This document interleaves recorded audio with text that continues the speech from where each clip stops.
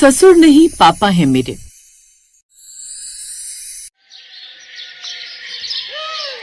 जयपुर शहर की सुबह में हल्की ठंड थी। आंगन में धूप ठीक से पहुंची भी नहीं थी कि घर का मुखिया यानी कि राम प्रसाद पहले ही उठकर तुलसी को पानी दे चुके थे। उनकी बहू सोनाली रसोई में चाय बना रही थी। उसके हाथ बुरी तरह कांप रहे थे और वो एक गहरी सोच में डूबी हुई थी। दरअसल आज उसके मायके से फोन आया था कि उसकी माँ की तबीयत बहुत खराब थी। सोनाली बहू, अगर चाय बन गई है तो ले आ। अपने ससुर की आवाज सुनकर अपने आंसू पोंछते हुए उसने धीरे से कहा, जी पापा जी, बस अभी लाई। अब वो जल्दी से चाय लेकर बाहर हॉल में आई। लीजिए पापा जी चाय।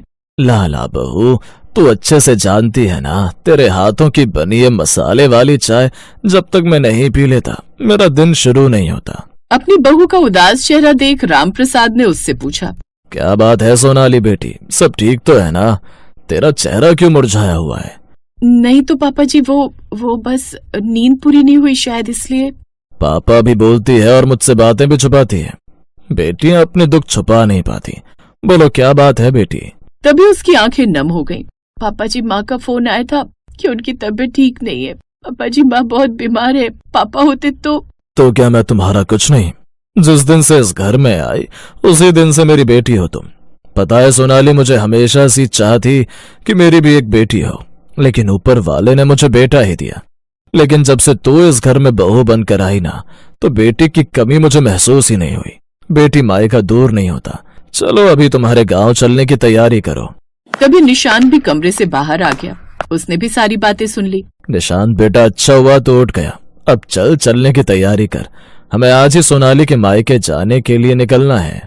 निशांत ने गाड़ी निकाली और सोनाली ने जल्दी से सामान भरा और अब वो तीनों उसी वक्त मायके जाने के लिए निकल गए। रास्ते में सोनाली को साल भर पहले के वो दिन याद आने लगे जब वो ब्याह कर अपने ससुराल जा रही थी।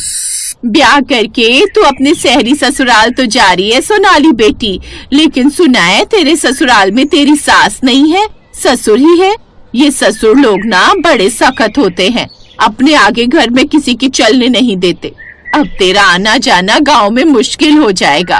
बिल्कुल सही कहा उर्मिला बहन। अब देखना सोनाली को कितनी मुश्किल होने वाली है शादी के बाद। एक तो हर वक्त घूंघट में रहना पड़ेगा। दरअसल सोनाली के ससुराल में उसका ससुर राम प्रसाद और पति निशांत ही थे।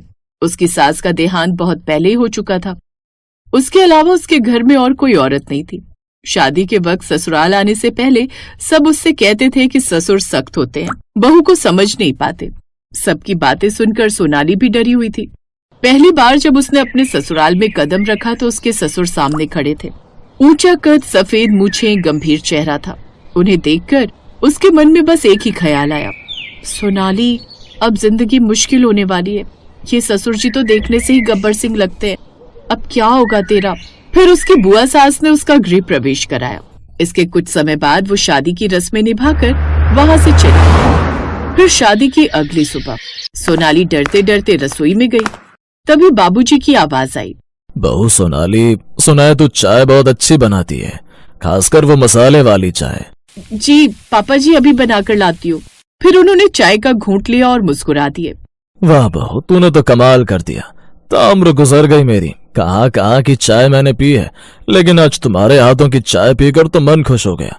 और ये क्या, ये इतना बड़ा घूंघट क्यों किया हुआ है? बहू ऐसे तो तू कहीं ना कहीं गिर जाएगी। अरे तेरी शादी हुई है, कोई सजा नहीं मिली जो इतना बड़ा लंबा घूंघट लेकर घूम रही है। रामप्रसाद की उस मुस्कान में सख्ती नहीं बल्कि अपनापन था। उनका ये व्यवहार देखकर सोनाली ने मन ही मन सोचा, ये पापा जी उतने भी खड़ूस नहीं है जितने दिखते हैं।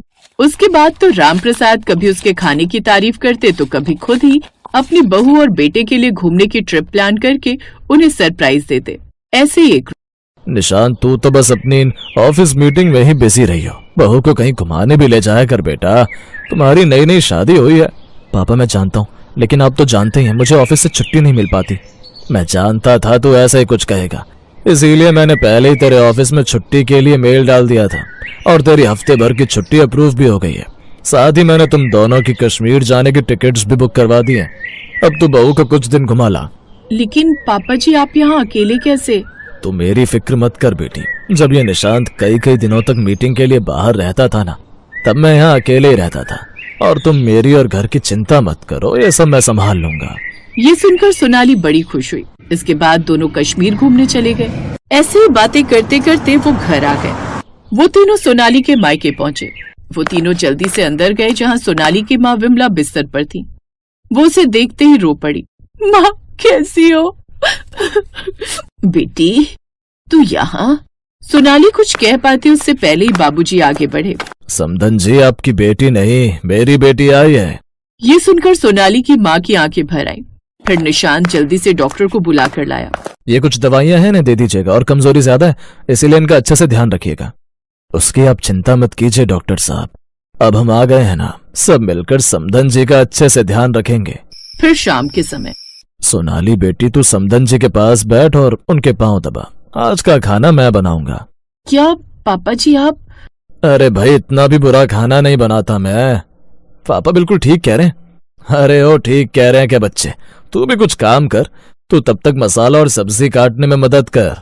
इसके बाद उन्होंने खाना बनाया जो कि काफी अच्छा भी बना था। इसी तरह अगले कुछ दिनों तक वो वहीं रहे। कभी राम प्रसाद उनके खेतों में जाकर काम करते तो कभी उनकी गैया का दूध निकालते। सोनाली ये सब देखकर हंस भी रही थी और उसे उन पर गर्व भी हो रहा था। माँ का इलाज 10 दिन तक चला। वो सभी पूरा समय वहीं रहे, हर खर्च खुद देखते। लेकिन अब आस पड़ोस में लोग बातें बनाने लगे। एक दिन किसी ने सीधे पूछ लिया, ससुर होकर इतना क्यों कर रहे हैं? क्योंकि ये बहू नहीं बेटी है मेरी। फर्क समझ में आता है या समझाऊं? पापा जी बिल्कुल ठीक कह रहे हैं। ये मेरे ससुर नहीं बल्कि पिता हैं, जिन्होंने हमेशा मुझे अपनी बेटी समझा। और जितना लोग अपनी बेटियों के लिए नहीं करते उससे कहीं ज्यादा ये मेरे लिए करते हैं। ये सुनकर सब चुप हो गए और सभी गांव वाले उनकी तारीफ करने लगे। कुछ दिन में सोनाली की माँ भी पूरी तरह ठीक हो गई। जब वो वापस जाने लगे तो उन्होंने हाथ जोड़कर कहा, भाई साहब आपने मुझे कर्जदार कर दिया। कर्ज नहीं बहन जी, रिश्ता निभाया है। कुछ दिन बाद वो शहर लौट आए। किसी ने सच ही कहा है, रिश्ते खून से नहीं भावनाओं से बनते हैं। जो बहू को बेटी समझ ले वही सच्चा पिता होता है।